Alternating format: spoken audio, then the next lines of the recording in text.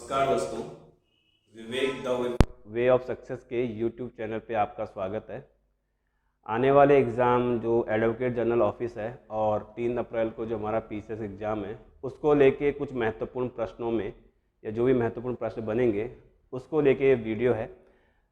तो उसी परिप्रेक्ष्य में 27 तारीख को और 3 तारीख को होने वाले एग्ज़ाम को लेके महात्मा गांधी को लेके कुछ महत्वपूर्ण प्रश्न हैं। पिछले 2-3 पेपरों में महात्मा गांधी को लेके कुछ क्वेश्चन नहीं आए, लेकिन हमेशा यूकेएसएससी और यूके पीसीएस में हमेशा महात्मा गांधी को लेके क्वेश्चन रहता है कि महात्मा गांधी ने जब उत्तराखंड की यात्राएं की थी तो कब कब उन्होंने यात्राएं की थी। इन यात्राओं के बारे में हम लोग कुछ क्वेश्चन आंसर देखेंगे, जिससे क्या आपका क्या है कॉन्सेप्ट क्लियर हो जाएगा और हम उसे क्या क्वेश्चन आंसर फॉर्म के साथ साथ उसे क्या है जनरल सेंस में पढ़ाई करेंगे, जिससे आपको जल्दी से समझ में आ जाए। तो सीधा वीडियो शुरू करते हैं। पहला इसमें आता है कि महात्मा गांधी की जो उत्तराखंड की यात्राएं थी वो कब कब हुई थी, उसके बारे में बताएंगे हम। तो महात्मा गांधी सबसे पहले जो यात्रा की थी वो हरिद्वार की यात्रा की थी, हरिद्वार यात्रा की थी। और हरिद्वार यात्रा में 6 अप्रैल 1915 को उन्होंने गुरुकुल कांगड़ी की यात्रा की थी और यहाँ पर वो मुंशी राम से मिले थे। ठीक है, गुरुकुल कांगड़ी वाला को पता है कि 1902 के बाद क्या गुरुकुल कांगड़ी में क्या है यूनिवर्सिटी वगैरह खुलनी शुरू हुई थी। आपने इंडियन हिस्ट्री में पढ़ा है तो वहाँ से आपको क्या है समस्या नहीं होगी समझने में। तो महात्मा मुंशी राम कहते हैं इनको। इनसे उन्होंने क्या है हरिद्वार में भेंट की थी। फिर वो 7 अप्रैल को लक्ष्मण झूला गए थे। ऋषिकेश में पड़ता है लक्ष्मण झूला। उन्होंने यहाँ पर क्या है ऋषिकेश में क्या यात्रा की थी। तो 7 अप्रैल को लक्ष्मण झूला ऋषिकेश गए। यहाँ पर वो क्या है ऋषिकेश में लोगों से मिले वहाँ पर। फिर 8 अप्रैल को फिर से वो वापस आए। 8 अप्रैल को वापस मारे फिर से गुरुकुल कांगड़ी में। फिर से उन्होंने गुरुकुल कांगड़ी में जो ब्रह्मचारिणियाँ थी, ब्रह्मचारिणियों से मुलाकात की। मतलब जो ब्रह्मचारिणियाँ थी उन्होंने क्या उनका स्वागत किया। जो महिलाएं थी और पुरुष थे उन्होंने उनका क्या है स्वागत किया महात्मा गांधी का 8 अप्रैल को। तो 6, 7, 8 इन 3 जो डेट 6, 7, 8 जो डेट पड़ती है इस डेट में उन्होंने क्या है इस तरह की यात्राएं करी 6, 7, 8 को। उसके बाद सीधा सीधा हमारा क्या है अगला जो डेट आती है उसमें वो 18 की आती है, यानी 18 ऑफ मार्च 1916 का आता है जो यहाँ पर आए थे दूसरी बार। तो 18 ऑफ मार्च 1916 में उन्होंने क्या किया था इसी गुरुकुल कांगड़ी में अछूतोद्धार पर भाषण दिया था। तो ये क्वेश्चन बनता है 18 मार्च 1916 को गुरुकुल कांगड़ी में अछूतोद्धार यानी वो हरिजन पे काम करना उन्होंने शुरू कर दिया था। तो छुआछूत को लेकर उन्होंने भाषण दिया था यहाँ पर महात्मा गांधी ने। तो यहाँ से क्या क्वेश्चन बनने के चांसेस हैं। गुरुकुल कांगड़ी में अछूतोद्धार पर भाषण दिया था 1916 में 18 मार्च को। और फिर 20 मार्च को क्या था उनका 20 मार्च 1916 ही आएगा इसमें फिर से। और यहाँ पर क्या जो एनुअल फंक्शन था यानी वार्षिकोत्सव था किसका गुरुकुल कांगड़ी का, इसमें उन्होंने भाग लिया था और वहाँ पर भी अपने विचार प्रस्तुत किए थे। और फिर फाइनली क्या है वो 27 मार्च तक क्या है उत्तराखंड में रुके थे। 27 मार्च तक क्या है 22 मार्च तक वो हरिद्वार में रहे। 22 मार्च तक वो हरिद्वार में। और लास्ट टाइम वो क्या है 1927 में मिड मार्च में यानी मध्य मार्च के महीने में वो लास्ट टाइम क्या हरिद्वार आए थे गुरुकुल कांगड़ी में फिर से लास्ट टाइम। तो 1927 में लास्ट बार आए थे। उससे पहले वो अप्रैल 1915, 1916 और इसमें क्या है हमारा 1927 1927 3 बार वो हरिद्वार में आए थे। ठीक है ना। तो इसमें से आपको जो भी क्वेश्चन लगता है क्वेश्चन बन सकता है। मैंने बता दिया आपको हरिद्वार में उन्होंने 3 बार यात्राएं की थी। एक बार 1915 में, एक बार 1916 में, एक बार 1927 में या 1927 में उन्होंने हरिद्वार में यात्राएं की थी। ये यात्राएं काफ़ी फलदायी रही क्योंकि हरिद्वार क्या है हमारे नीचे वाले पोर्शन को मतलब जो दक्षिणी भाग है उत्तराखंड को यूपी को टच करता है, इसीलिए क्या है प्रभाव था राष्ट्रीय आंदोलन का हरिद्वार वाले क्षेत्र में। महात्मा गांधी ने यात्राएं की थी। नेक्स्ट देखते हैं अगली यात्रा जो महात्मा गांधी ने की थी वो देहरादून यात्रा थी। देहरादून यात्रा उन्होंने पहली बार जो की थी वो सितंबर 1929 में की थी। सहनसाई आश्रम राजपुर रोड में पड़ता है। वहाँ पर रामकृष्ण मिशन है उसके पास ही सहनसाई आश्रम है।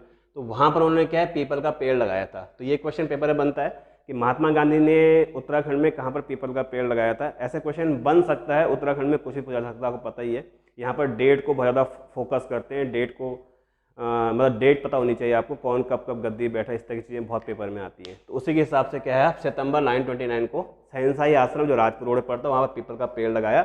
और उसके बाद मई 1946 में, अब 46 मतलब लगा लो स्वतंत्रता के पास थे, उस समय वो मसूरी में आए थे एक बार 46 में, ठीक है। इससे हमारे देश का संविधान बनना प्रारंभ हो गया था मतलब प्रोसेस शुरू हो चुकी थी संविधान निर्माण की, उसमें महात्मा गांधी मसूरी आए थे। तो नेक्स्ट इसमें जो अगला जो आता है, यानी एक हरिद्वार की यात्रा हो गई, एक क्या हो गया, कुमाऊं। अभी मैंने आपको जो लास्ट बताया था इसमें कि हरिद्वार की यात्रा जो लास्ट मैंने आपको डेट लिखाई थी अभी इसमें 927 वाली, मिड मार्च 927 वाली, उस समय जो गुरुकुल कांगड़ी का था उसकी क्या रजत जयंती थी, यानी सिल्वर जुबली थी, 25 साल हो चुके थे उसको बने हुए, उसके लिए वो आए थे। तो अगर आपको नोट डाउन करना है उसे नोट डाउन कर सकते हो कि वो उन्होंने किस लिए वो यात्रा की थी तो गुरुकुल कांगड़ी के रजत जयंती समारोह पर आने के लिए, रजत जयंती समारोह में जब महात्मा गांधी आए थे तब उन्होंने 1927 में हरिद्वार की यात्रा की थी, ठीक है।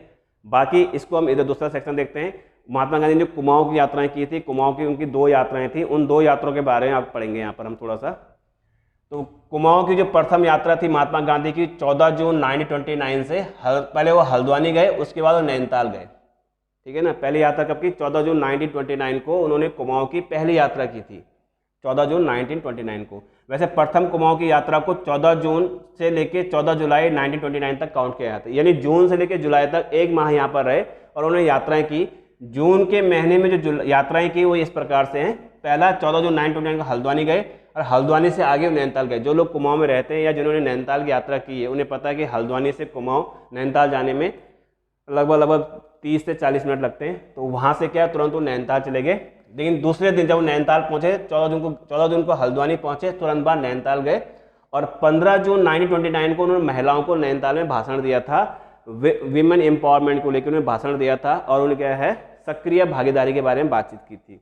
फिर 16 जून दूसरे दिन 1929 को ताड़ीखेत में प्रेम विद्यालय की जो था उस प्रेम विद्यालय में उन्होंने क्या किया था, ताड़ीखेत के प्रेम विद्यालय में उन्होंने जो उनका एनुअल फंक्शन था या एनुअल डे था उसमें क्या बातचीत की थी। 16 जून 1929 को ताड़ीखेत में प्रेम विद्यालय में वार्षिकोत्सव किया था।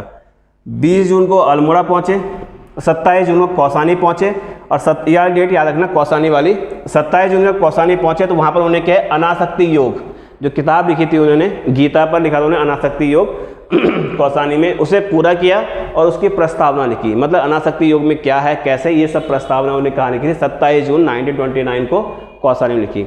कुमाऊं की जो दूसरी यात्रा थी महात्मा गांधी की वो 18 मई से 23 मई के बीच की थी, 18 मई to 23 मई, इस पर आपको ध्यान देना है, कई बार डायरेक्ट यहीं से क्वेश्चन बन जाता है। और उसके बाद क्या 18 मई को सबसे पहले वो नैनीताल में आए थे, वहाँ पर मैल्कम हेली से मिले थे। मैल्कम हेली अंग्रेज ऑफिसर था, उससे मिले थे क्योंकि वो लोग नैनीताल और रानीखेत को उसमें डेवलप कर ही रहे थे, काफ़ी डेवलप हो चुका था 80s के दौर में, 18 के दौर में, मतलब 84 के बाद रानीखेत डेवलप हो चुका था। तो वहाँ पर मैल्कम हेली थे, उनसे चर्चा की थी, उनको बुलाया गया था वहाँ पर क्योंकि महात्मा गांधी की जो साख थी वो काफ़ी बड़ी हो चुकी थी, ठीक है ना। उसके बाद महात्मा गांधी क्या है 23 तारीख को क्या है यहाँ से वापस चले गए थे बारडोली सत्याग्रह के लिए, जहाँ पर उनको बुलाया गया था। मतलब बारडोली सत्याग्रह के लिए इनवाइट किया गया था महात्मा गांधी को कि वो यहाँ पर आएँ और क्या है वहाँ पर भी बारडोली सत्याग्रह में आपको पता है बहुत सारी चीज़ें हुई थी और वो भारतीय इतिहास में आपको पता ही है, सभी लोग विद्वान हैं, सब लोग पीछे से तैयारी कर रहे हैं, तो इसलिए ज़्यादा बताने ज़्यादा बखान करने की आवश्यकता नहीं है। तो महात्मा गांधी को लेके ये छोटा सा वीडियो था, अगर आपको पसंद आए तो ज़रूर शेयर करें और चैनल को सब्सक्राइब करें अगर आपको ठीक लगता है। बाकी जल्द ही मैं इसमें दूसरा वीडियो बनाऊंगा जिसमें उत्तराखंड के आंदोलन को लेकर मुख्य क्वेश्चन रहेंगे। महात्मा गांधी वाला ये पोर्शन आप जरूर याद करें, आपके बहुत काम आएगा। और अगर इससे कोई क्वेश्चन बना आने वाले टाइम में पटवारी का एग्जाम है, उत्तराखंड पीसीएस का एग्जाम है या अन्य चीज़ें हैं, तहसीलदार के मेंस के एग्जाम में भी काम करेगा। उत्तराखंड में महात्मा गांधी की यात्राओं का विवरण लिखिए, 50 शब्दों में लिखो या 100 शब्दों में लिखो, जैसा आता है तहसीलदार में, तो वो भी आपको ये काम करेगा। अगर आपने ये भी लिखा 50 शब्दों में आराम से उनकी यात्राओं के बारे में लिख सकते हैं। बाकी इससे आगे अगले वीडियो में। जय हिंद, जय भारत, जय उत्तराखंड।